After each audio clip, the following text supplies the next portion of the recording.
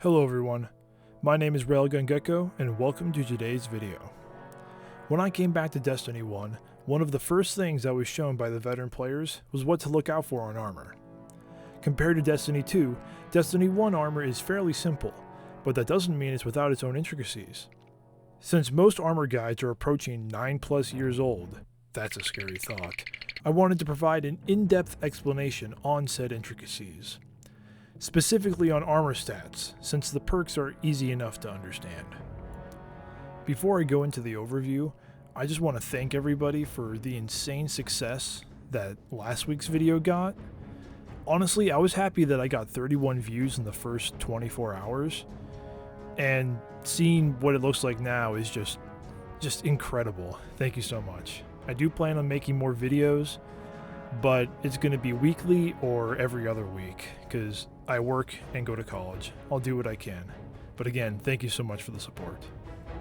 Today, I'll be going over what each of the stats do and their bonuses for each tier, along with some other ability cooldown information, how the stats will roll on your armor, and how to effectively optimize your stats to reach the coveted Tier 12 build. With all of that being said, thank you very much for watching, and I hope you enjoy. What do they do? There are 3 armor stats in Destiny: Intellect, Discipline, and Strength. And they influence the cooldowns of your super, grenade, and melee respectively. Unlike Destiny 2, Destiny 1's ability cooldown differences are minor. I'll explain those differences momentarily. There are some subclass options that can cause abilities to charge faster, but they are percentage based and their effects don't appear when looking at the stat's cooldown benefit. Every 60 points invested into a stat provides an increased benefit, up to 300 points for 5 tiers. The 9 supers are split into 2 different cooldown groups. I'll use the Destiny Wiki classifications here and call them Type A and Type B.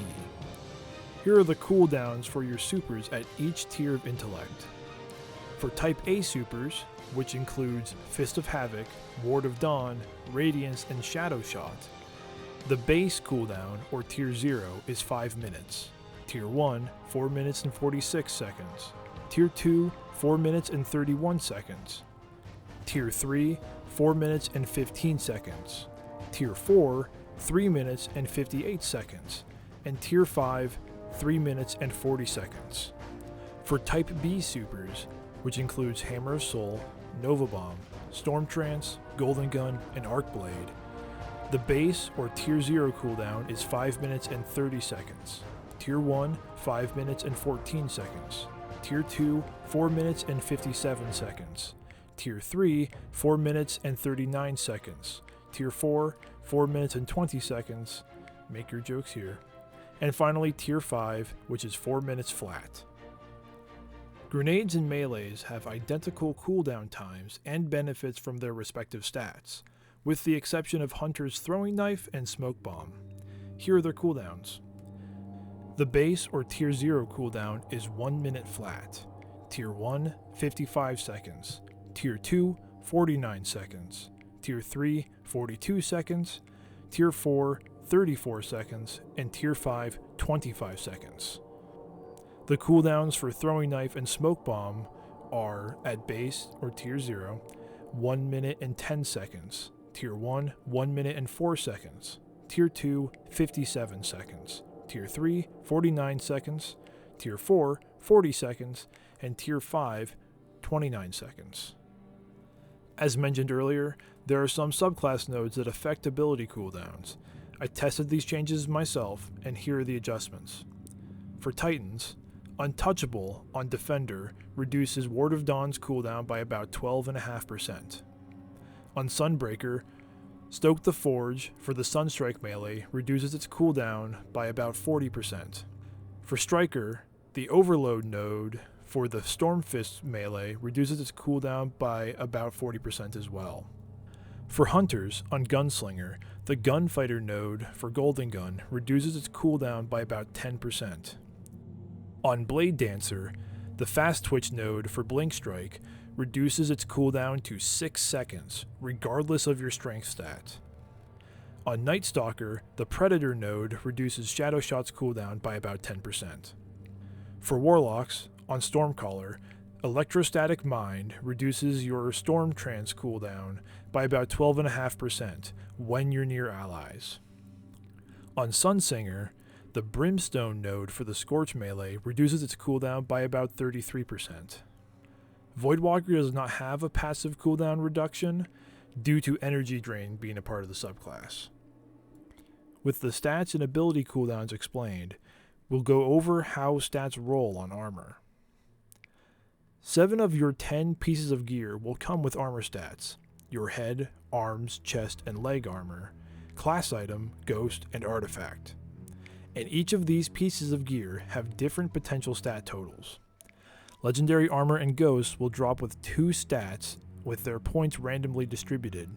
Exotic armor and artifacts can also roll this way, along with potentially having all of the stat points distributed to a single stat. Here are the max potential stats for each slot, showing the base stat, the amount of points given from the increased stat node, and the total. Helmets have a max of 46 points per stat, with a plus 19, giving a total of 111 points. Arms have a max of 41 points per stat, with a plus 17, giving a total of 99 points. Chest armor has a max of 61 points per stat, with a plus 25, giving a total of 147 points.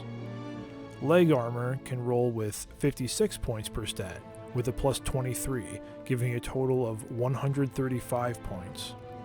Class items can roll with 25 points per stat, with a plus 10, giving a total of 60 points. Ghosts also can roll with 25 points per stat, with a plus 10, giving another 60 points. Artifacts have a max of 38 points per stat, with a plus 43, giving a total of 119 points. However, Intellect and Discipline artifacts roll slightly differently. The Intellect max is still at 38, but the Discipline stat can have an additional 13 points, making its max 51. The plus 43 remains the same, and the total becomes a max of 132 points. If an exotic armor or artifact drops with a single stat, double the base stat potential. The increase remains the same. Speaking of exotics, the Taken King class items have static rolls. They will only ever come with 47 intellect, and you can give either a plus 10 to strength or discipline. From my experience, armor stats have a minimum potential of about 80% of their max when there are 2 stats, and about 74% of their max when there is a single stat. Memory of Fellwinter is notably excluded.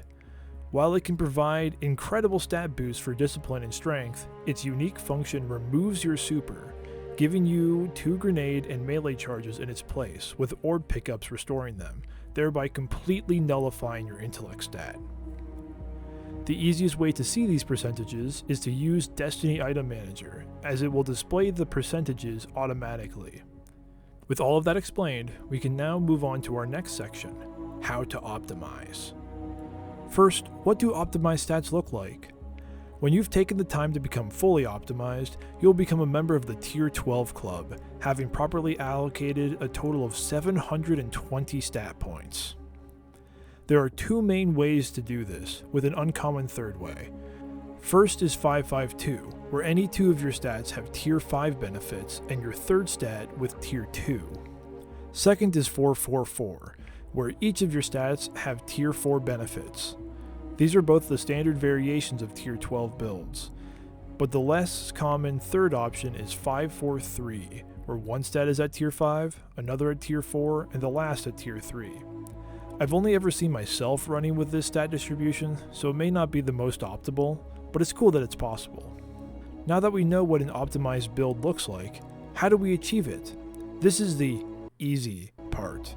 You need every piece of gear to be a minimum 96% roll if you're using an Intellect and Discipline artifact, with the proper stat distributions. If you're not running an Intellect and Discipline artifact, you need an average of 98 or 99% rolls across all of your gear, again with the correct distributions.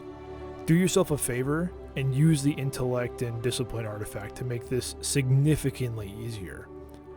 This can be quite daunting, but if you check the suite of vendor gear after weekly reset and with Xur on the weekends, you'll get there in no time. Obviously, I would recommend that you only grab high stat armor if it also has the perks that you're looking for as well, but don't be overly picky. Since class items and ghosts have such small contributions to your stats, it's best to only look for 100% rolls to provide other slots a bit of breathing room.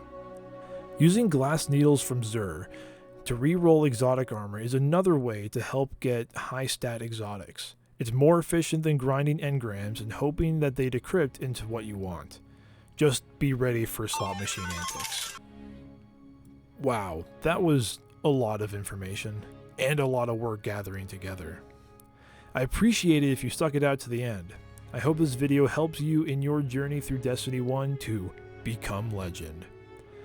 I hope you all enjoyed. Leave a like if you liked it, and a comment if you have any thoughts. I hope you all have a great rest of your day, and God bless.